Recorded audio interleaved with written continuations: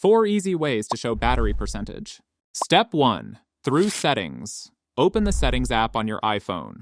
Scroll down and tap on Battery.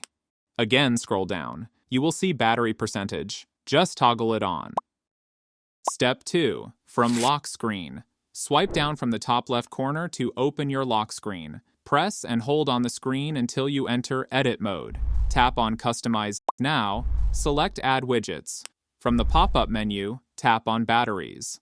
Now you'll see 2 options. Choose the one you want to add. Once selected, it will be automatically added to the widget box. Finally, in the top right corner, tap Done. Step 3. Home Screen Widget. On your home screen, tap and hold on any empty space. Once it starts to jiggle, in the top left corner, tap the Edit option. Click on Add Widget. Now a menu will open. Scroll down and select Batteries. Tap Add Widget and place it wherever you like. Now, your battery status is always visible right from your home screen. Step 4, the quickest one. Just say, "Hey Siri, what's my battery percentage?" Siri will instantly show your current battery percentage on the screen, and that's it.